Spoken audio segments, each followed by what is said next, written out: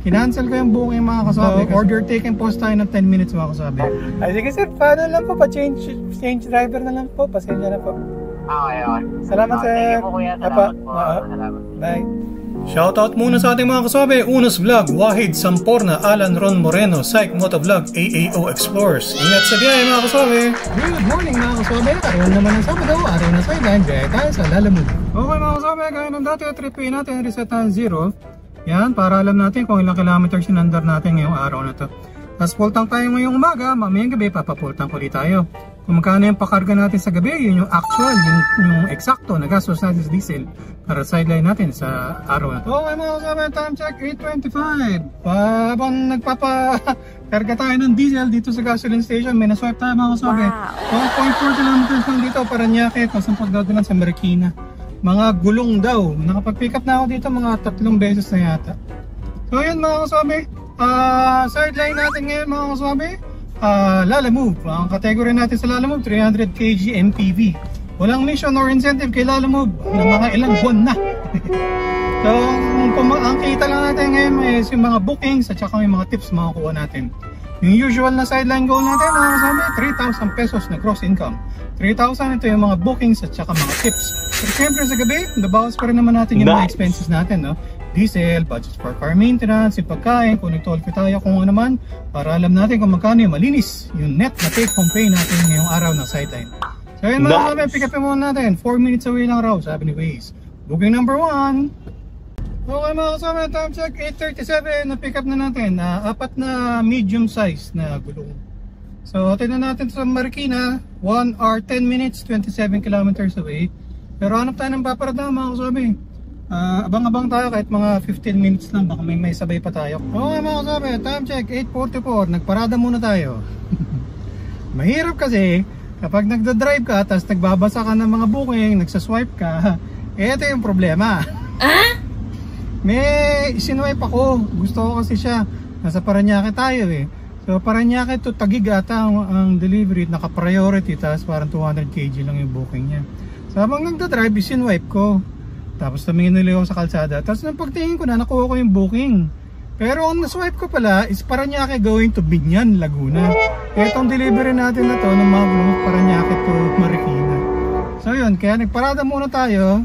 Kinancel ko yung booking mga kasabi kasi pagkakamali ko sa na-swipe ko eh. So order taken post tayo ng 10 minutes mga kasabi. Pahinga muna tayo dito sa gasoline station. Chill muna tayo abang tayo ng... So po, good morning ma'am. Sa Lalamove po, yung pipick upin po sa Paranaque, dadalhin sa Blue Ridge. Apo. Tanong ko lang ma'am kung anong items po isasakay? Mga boxes po ng cake. Box. Pero may laman po na cake ma'am? Walang naman ng cake po yan. Ano lang, box lang. Mga box po. Kasi naman po sa sedan ma'am. Sedan kasi yung booking. Opo, kasya po yung sa sedan. Sige po. Wala na pong pasero ma'am? Wala po. Opo. Sige ma'am. Salamat po. Sige po. Bye. Kuya, bye-bye Salamat po. po. Bye. Okay mga kasama, nagbunga ang ating paghihintay. Ano lang raw, Paranaque going to Blue Ridge. 5.2 kilometers kasi medyo malayo yung ikot.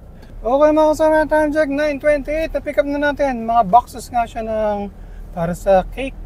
5 pack siya. Goods naman para sa sedan. So nandito siya sa gitna mga kasabi. Tapos yung mga gulong na dadalhin natin sa Marikina nandun sa likod. So unahin muna natin to sa may Blue Ridge Project 4, 20 kilometers, 54 minutes away. Pagka-deliver natin to sa Blue Ridge, bababaan tayo sa may Marcos Highway papunta ng Marikina. All goods mga kasama, double booking tayo. Dito kayo mamaya, dito tayo sa Paranaque. Okay mga kasama, habang tayo ay nagda-drive, update ko muna kayo sa ating segment. Ang ating segment na...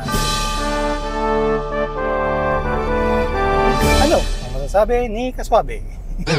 Okay mga kasama, meron tayong isang kaswabe, si Sir Food Love. Sabi niya, ala Velos, nasa 600 kg. Mr. Kaswabe, pwede ba 300 kg Velos? Thanks po. So, ang masasabi ni Kaswabe. Okay mga kasabi, nung nagtanong siya ng gano'n mga kasabi, sinagot ko kagad. Sabi ko kagad, yung Velos, yung Avanza, ganyan, tsaka mga Ertiga, tsaka mga Expander, sabi ko 300 kg po yan, 300 kg MPV ang classification. Kagaya itong sasakyan natin na Crosswind, pati yung mga Mitsubishi Adventure, ganun. So sinagot ko kagad siya ng ganun. Kaya parang napaisip ako kasi nga, mga kasabi, di ba? Mga 2 weeks ago, 3 weeks ago, nag-notify si Lalamove, pwede raw ako mag-upgrade to 600 kg na category. So ako, hindi ako nag-upgrade, di ba? Kasi nga, ang inaalala ko dun, baka isang booking lang sa 600 kg, puno ka na. So hindi ka makakapag-double booking. Katulad na itong karga natin ngayon. So meron tayong isang 300 kg, tapos may 200 kg tayo na booking. So goods yun, double booking tayo. Pero after ko siyang sinagot, si Sir Food Love, napaisip ako, tinignan ko yung website nung Lalamove driver, mga kasabi. Tapos nag-update na siya, may bago ng category. So yung 300 kg, mga kasabi, subcompact SUV at saka crossover, yun na yung tawag sa kanya. Tapos yung mga sasakyan na pwede doon, yung Yaris Cross, Raze, Toyota Cross, Hyundai Tucson, mga Vitara. So nawala na doon yung mga Adventure, yung mga Ertiga, at saka mga Expander. So, ang update ngayon, 7-seater SUV, small van, 600 kg, mga kaswabe. So, yan na yung mga Avanza, Innova, Rush, Fortuner, Toyota Tamaraw, Isuzu MU-X, Sportivo, Adventure. So, nag-update na ng category, mga kaswabe. So, technically, itong sasakyan natin na teenager na Isuzu Crosswind, pasok siya sa 600 kg. Wala siya sa 300 kg MPV na category, no? Pero, kahapon, at saka ngayong umaga, nag-check ako. Ano pa rin naman ako? 300 kg MPV pa rin naman yung category ko din sa Lalamove. So, tingnan natin sa mga susunod na araw, sa mga susunod na linggo, kung anong mangyayari, kung ililipat na ako ni Lalamove sa 600 kg. May bagong mga category sa Lalamove. Baka applicable to sa mga bagong nag-a-apply sa Lalamove, hindi ko sure. So kung may balita kayo, mga kasama, kunyari bago kayong nag-apply tapos sa 600 kayo nilagay, kung nagpa-transfer ba kayo sa 300 kg, panayagan ba kayo, paki-comment lang sa baba, mga kasama, makikibalita lang. So yun muna, mga kasama, yan kasabi, hindi kaswabe. Okay, mga kaswabe, kung interesado kayong mag-apply sa Lalamove, ito yung step-by-step guide kung paano mag-apply. Tapos paki-input na rin yung aking referral code. Baka naman!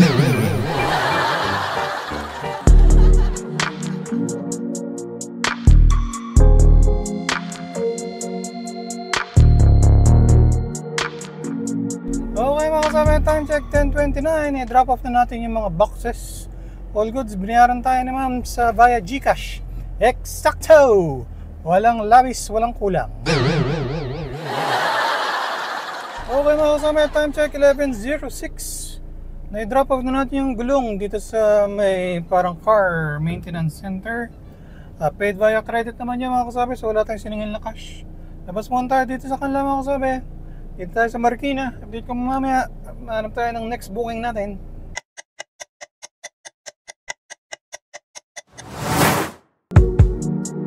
Okay, mga kasama, time check 1:15. Nagpahinga tayo, nag-lunch. Naka-idlip rin ng konti. May naswipe tayo dito, mga kasabi. Ano lang raw, sabi ni Waze. Same na kalsada lang, mga kasabi. 2 minutes, 390 meters away lang raw dito sa Marikina. Napagdadala sa may Pembo, sa Makati. Sa mga Sintra board raw, sabi ni Sir.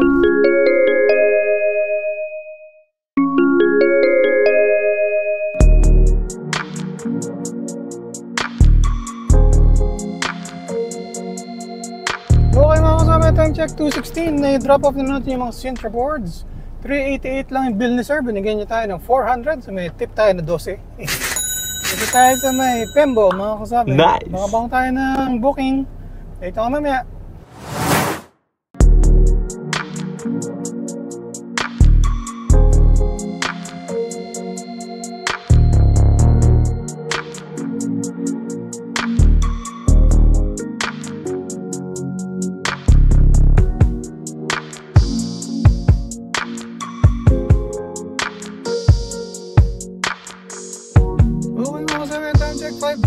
I-drop off na natin yung cake, all goods. 588 lang yung bill ni Sir. Binigyan niya tayo ng 600. Tip tayo.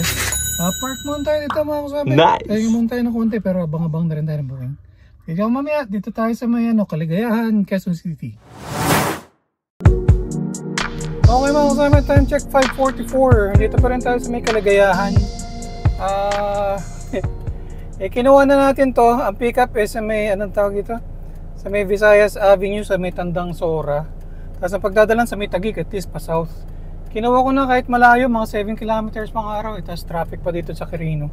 Kinuha ko na kasi ayoko rin naman tumambay dito ng matagal. Tapos, wala tayong makuha. At least maganda-ganda naman yung rate niya. Hello po, magandang hapon po. Sa lala mo po, yung pipick upin po sa Baysa, dadalhin po sa Taguig. Yes po. Tatanong ko lang po kung anong items mo ikakarga. Mga ano lang boss, mga vape juice. Kasya naman po sa sedan. Sedan po kasi yung booking eh. Po, kasya po sa trunk to. Sa trunk? Sige sir. Andito lang po ako sa may Kaligayahan pa po banda pero papunta na rin po. Oo, medyo malayo yan. Sobrang traffic ngayon dito. Nakita ako eh. Oo nga po eh. Okay lang po ba? Makakapaghintay o gusto niyo magpalit na lang ng driver sir? Pero kung makakarating naman ng mas mabilis po, ano ang problema? Hindi ko lang... Pili naman ako. Hindi ko nga lang masabi sir kung gaano katagal. Check ako sa Waze ngayon ha. Sa Waze ho. Sige po. Dulo ho ako ng Commonwealth dun sa may SNR eh. Isang oras pa raw po sir. 12 kilometers eh. Agad. Sige sir, paano lang po? Pa-change driver na lang po. Pasensya na po. Okay. Salamat sir. Thank you po kuya. Salamat po. Salamat. Bye. Okay mga kasama, habang traffic, update ko muna kayo sa ating segment. Ang ating segment na... ang pasalubong ni Kaswabe. Okay mga kasama, pasalubong natin ngayon. Ewan ko lang kung gusto to ni Mrs. Swabe at saka ni Junior Swabe, pero malalaman natin. Pasalubong natin ngayong araw na to ay... Hopya baboy. Yan mga kaswabe. Mukhang lang masarap eh. Sana magustuhan nila. Yan ang pasalubong natin mga kaswabe. Hopya baboy. Okay mga kaswabe. Time check 6:44. Na-pick up na natin yung mga items. Marami-rami rin siya. Mga naka-box. Tas yung isang medyo malaki na plastic bag. Doon na lang raw ang bayad sabi ni ma'am. 26 kilometers. Halos 2 hours yung biyahe natin mga kaswabe. So, medyo, yun, sira lang yung kalsada nila dito. Dahan-dahan lang andar natin. Pero hanap tayo ng paparadahan, tapos tingnan natin kung may sabay pa tayo mga kaswabe. Para sulit ang ating biyahe. Update ako mamaya, dito tayo sa may Tandang Sora, Quezon City. Hello po, magandang gabi po sa Lalamove po. Hello, yes po. Opo, ma'am, tatanong ko lang po yung dadalhin, pipikipin po sa Batasan Hills, dadalhin po sa may McKinley Hill. Anong items po ikakarga, ma'am? Pagkain po. Pagkain po? Frozen food. At frozen?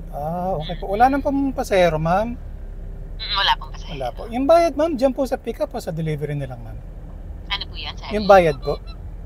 Dito po sa, dyan na lang sa po. center. Yes po. Sige, ma'am, papunta na rin po, ma'am.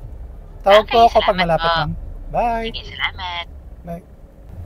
Okay mga kasama, time check 6:15. Hindi pa tayo nakakalabas ng sa kanto nila. May naswipe tayo mga kaswabe. Sa may Batasan Hills, so malayo-layo. Halos 10 kilometers. 40 minutes away. Pero yung pagdadala sa may Taguig Green. So all goods. Tapos ang ganda rin yung rate niya. Tapos nakausap na si ma'am pagkain raw. Tsaka may frozen stuff pa eh.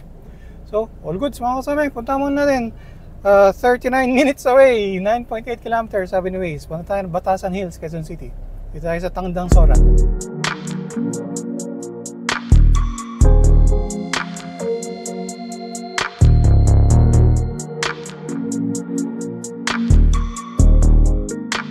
Okay mga kasama, time check 8:33. Na-drop off na natin yung pagkain. All goods. Binayaran naman na tayo dun kanina ni ma'am.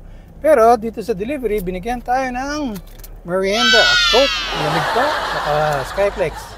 All goods mga kasama. Hatid muna natin tong isa, yung last booking natin.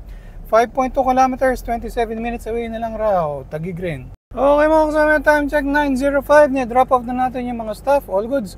525 lang yung bill ni ma'am, pero binigyan niya tayo ng 550 via Gcash. Sumit tayo mga kasabi.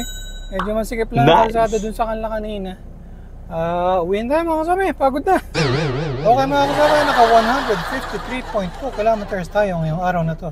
Tapos full tank na ulit tayo. Nung umaga full tank tayo. Tapos ngayong gabi nagpa full tank ulit tayo. So yung pinakarga natin ngayong gabi, yun yung eksakto ng gastos natin sa diesel para sa sideline natin ngayong araw na to. Okay mga kasama, time check, 9:42 ng gabi. So, 13 hours na naman tayo sa kalsada ngayong araw na to. Okay mga kasama, lagpas 13 hours tayo ngayon. 2 hours, 9 minutes ang haba ng lunch break natin. 3 hours yung total na waiting time natin ngayong araw na to.